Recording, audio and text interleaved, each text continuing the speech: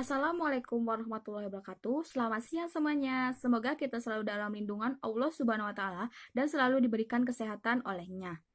Nah, saya Wita Rosita dari kelas akuntansi 3D. Di sini saya akan menerangkan materi mengenai konsep dan penerapan Good Corporate Government dalam mata kuliah Etika Bisnis. Langsung saja kita bahas pembahasan yang pertama. Pembahasan pertama yaitu mengenai pengertian dan konsep Good Corporate Governance. Pengertian Good Corporate Government merupakan sistem yang mengatur dan mengendalikan perusahaan guna menciptakan nilai tambah untuk semua stakeholder. Pentingnya bagi hak pemegang saham untuk memperoleh informasi dengan benar dan tepat pada waktunya. Kewajiban perusahaan juga untuk melakukan pengungkapan secara akurat, tepat waktu, transparan terhadap semua informasi kinerja perusahaan, kepemilikan, dan stakeholder. Konsep Good Corporate Government juga memiliki empat konsep. Yang pertama, sebagai wadah. Di sini, wadah itu merupakan organisasi, baik itu perusahaan, sosial, maupun pemerintahan. Dan konsep yang kedua yaitu model. Model merupakan suatu sistem, proses, atau seperangkat peraturan, termasuk ke dalamnya prinsip-prinsip serta nilai-nilai yang melandasi praktik bisnis yang sehat. Konsep yang ketiga yaitu tujuan. Tujuan Good Corporate Government yaitu yang pertama, meningkatkan kinerja organisasi. Yang kedua, menciptakan nilai tambah bagi pemangku kepentingan. Yang ketiga, mencegah dan mengurangi manipulasi serta kesalahan yang signifikan dalam mengelola organisasi.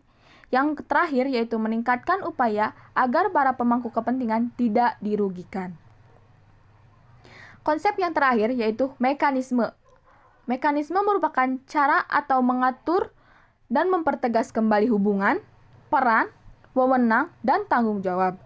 Dalam arti sempit sendiri, mekanisme yaitu antara pemilik atau pemegang saham, dewan komisaris, dan dewan direksi. Dalam arti luas yaitu mengatur dan mempertegas kembali hubungan antara seluruh pemangku kepentingan. Pembahasan selanjutnya itu mengenai prinsip, tujuan, dan manfaat. Prinsip dibagi menjadi 11 prinsip. Prinsip yang pertama yaitu vision.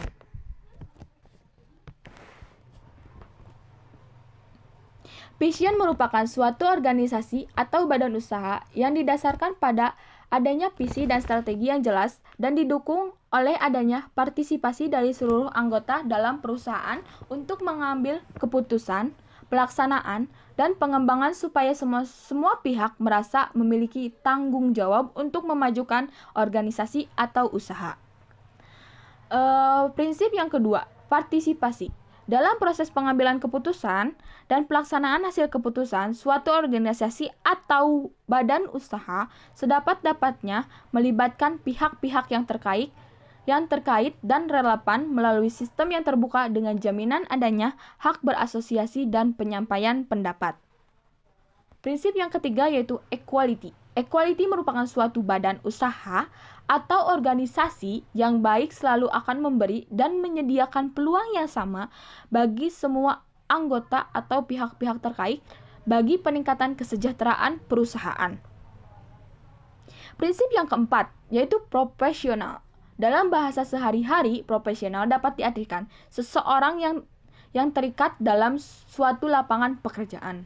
Dalam konteks ini, profesional lebih dikaitkan dengan peningkatan kapasitas kompetensi dan juga moral sehingga pelayanan dapat dilakukan dengan mudah, cepat, dan akurat.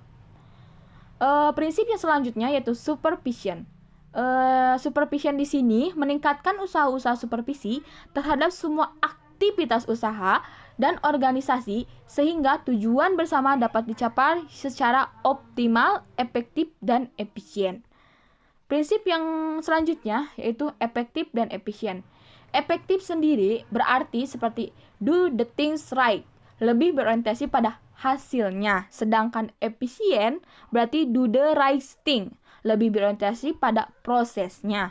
Adapun yang direncanakan dan dijalankan oleh suatu organisasi atau badan usaha harus bersifat efektif dan efisien.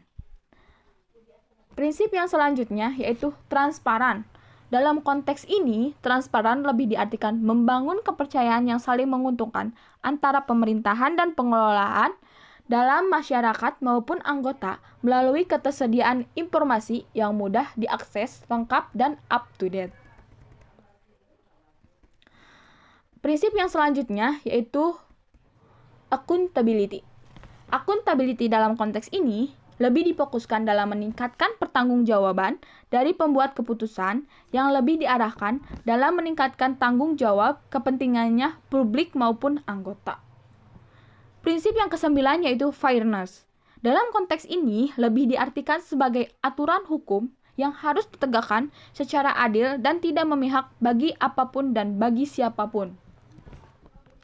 Prinsip yang selanjutnya yaitu honest. Honest di sini diartikan sebagai polis, strategi, program, aktivitas, ataupun pelaporan suatu organisasi, baik badan usaha, harus dapat dijalankan secara jujur. Segalanya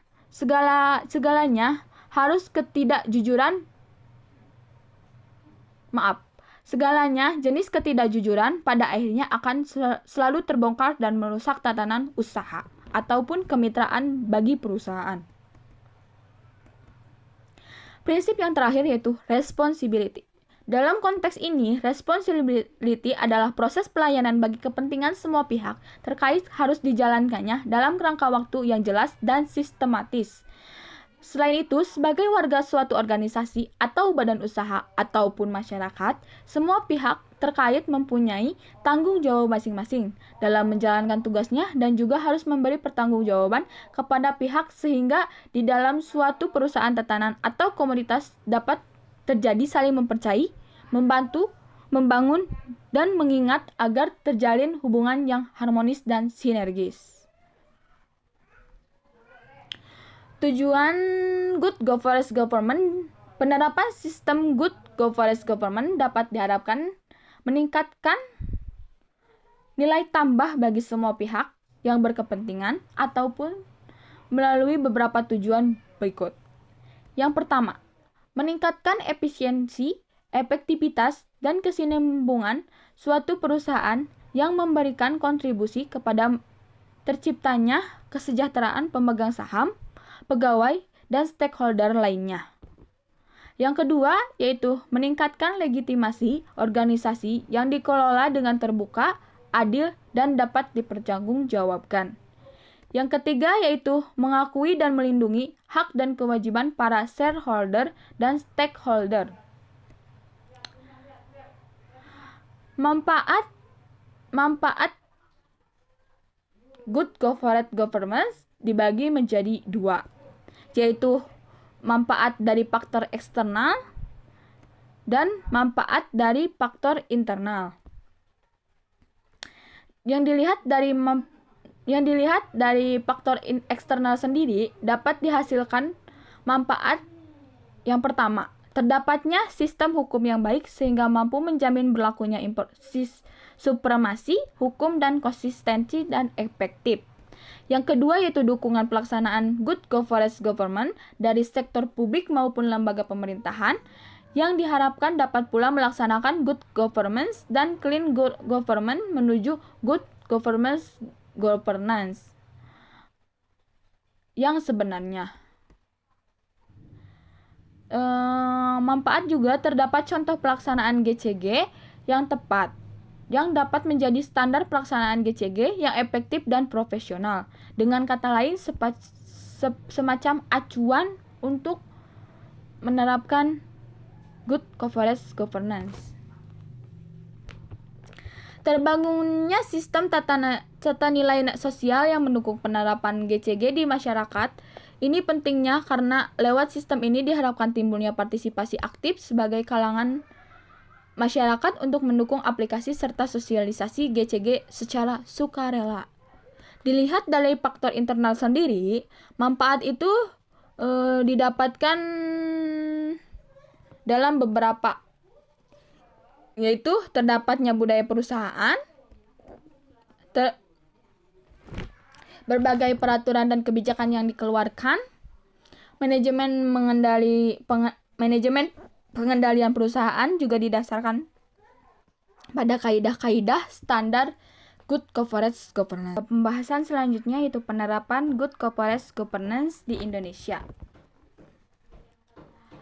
Dalam penerapan Good Corporate Governance tidak terlepas dari budaya organisasi yang berlaku di organisasi itu sendiri.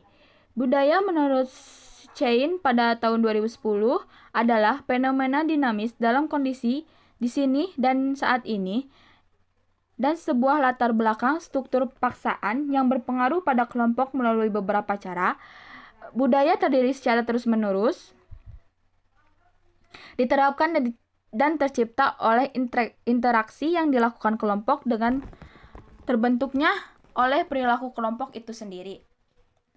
Menurut Gritz, dalam Driscoll dan Brenton, pendapatnya pada budaya organisasi terdiri dari jaringan yang signifikan yang terus dipintal oleh organisasi itu sendiri serta dibangun melalui adanya interaksi. Dalam dasar itu pula, maka penerapan Good Corporate Governance yang sesuai dengan budaya Indonesia harus pula mencakup 5 pilar dasar dari Good Corporate Governance yang diterapkan oleh Komite Nasional Kebijakan Governance KNKG dalam Anonymous 2015.25 yaitu tarif, transparan, accountability, responsibility, independency, dan fairness dengan penjelasan sebagai berikut. Yang pertama yaitu transparansi. Transparansi pada penerapannya sebagaimana dengan budaya yang berlaku di Indonesia, yang mana dalam hal ini governance sendiri terdiri dari 3 pilar yang memiliki kepentingan yaitu pemerintahan, pelaku usaha, dan masyarakat. Untuk itu, dalam penerapannya, informasi-informasi yang berkaitan dengan pemerintahan, pelaku usaha, dan masyarakat wajib untuk dipenuhi secara tepat waktu, memadai, jelas, akurat, dan mudah diakses. Hal ini dapat dilakukan dengan mudah dengan memanfaatkan teknologi informasi sehingga tidak lagi dijadikan suatu alasan bagi ketiga pilar governance tersebut untuk tidak memiliki inisiatif dalam mengungkapkan berbagai informasi yang berkaitan dengan proses pengambilan keputusan atau kebijakan baik oleh pemerintahan, pelaku usaha, dan masyarakat yang sangat berpengaruh pada para pemangku kepentingan yang disebabkan oleh keputusan ataupun kebijakan tersebut. Yang kedua yaitu accountability. Akuntabilitas sebagai bentuk pertanggungjawaban bagi organisasi kepada seluruh shareholder maupun stakeholder agar pengelolaan organisasi dapat berjalan secara benar, terukur, dan sesuai dengan kepentingan organisasi tanpa mengesampingkan kepentingan shareholder dan stakeholder tersebut. Dalam penerapan di Indonesia, konsep ini masih terkendala dalam membangun sumber daya manusia organisasi terutama untuk melakukan regenerasi kepada pegawai-pegawai baru untuk menggantikan posisi-posisi pegawai yang sudah semakin tua serta menerapkan penghargaan pada sanksi yang belum dijelas dan tepat dalam organisasi. Untuk itu, dalam penerapannya perlu dilakukan pelatihan ataupun seminar bagi pegawai baik itu di internal maupun eksternal perusahaan secara berkelanjutan dan disesuaikan dengan kebutuhan bidang pekerjaan pegawai dan status dalam organisasi. Yang ketiga yaitu responsibility. Dalam penerapan di Indonesia, konsep ini belum mampu diterapkan secara optimal oleh setiap organisasi di Indonesia. Sesuai dengan peraturan perundang-undangan yang berlaku, hal ini dapat dilihat dari banyaknya kasus penutupan bidang usaha yang disebabkan memiliki izin operasi serta menyalahi aturan perundang-undangan lainnya. Di samping itu juga, kesadaran dalam menjaga lingkungan akibat dampak kegiatan produksi atau kegiatan usaha yang lainnya belum dapat dipahami secara sadar dan merata oleh setiap pelaku usaha. yang mana dalam hal ini mereka harus mampu bertanggung jawab untuk meminimalisir dampak lingkungan yang akan dirasakan langsung atau tidak langsung oleh masyarakat lingkungan sekitar wilayah organisasi atau untuk melakukan kegiatan usahanya. Pilar yang keempat yaitu independensi. Dalam penerapan di Indonesia, konsep kemandirian ini belum optimal karena dalam pengelolaan organisasi di Indonesia masih banyak sekali dominasi dan dipengaruhi oleh bangsa asing di dalam organisasi Indonesia. Dalam konsep kemandirian yang baik untuk organisasi di Indonesia, proses pengambilan keputusan seharusnya berdasarkan pada keputusan-keputusan yang tegas oleh bangsa Indonesia itu sendiri. Namun, tetap senantiasa objektif untuk mencapai kepentingan para shareholder dan stakeholder. Pilar yang terakhir yaitu fairness. Dalam penerapan di Indonesia, masih terdapat beberapa kendala dalam pelaksanaan. Konsep kesetaraan dan kewajaran ini harus didukung oleh kemampuan dari segi pengetahuan dan infrastruktur setiap pihak yang baik dan menunjang untuk mengakses informasi atau pengambil keputusan untuk berkontribusi dalam sebuah organisasi.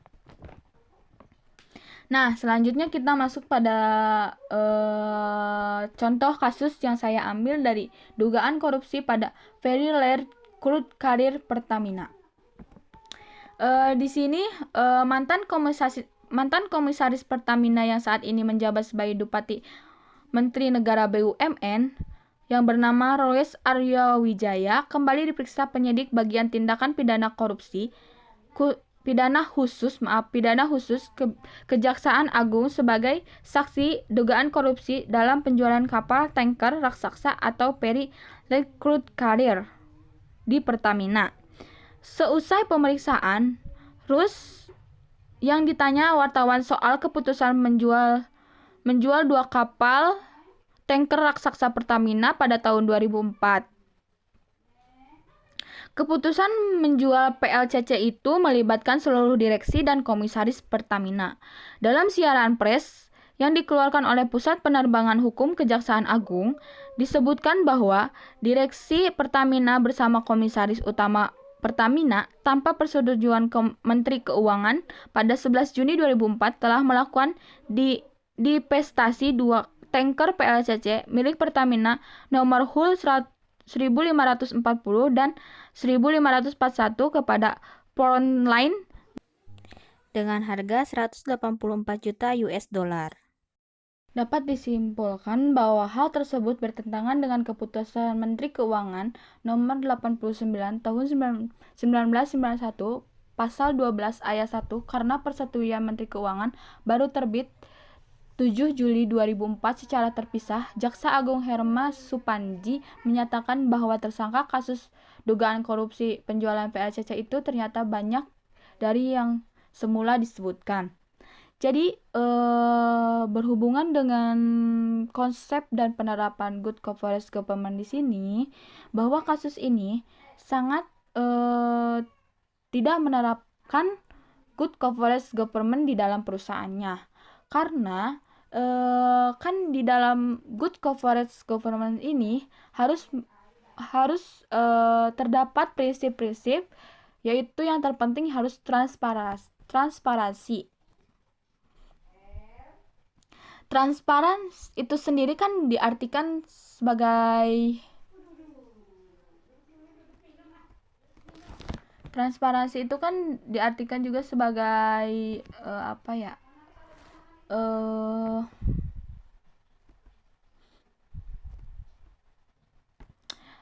transparansi juga kan diartikan sebagai budaya.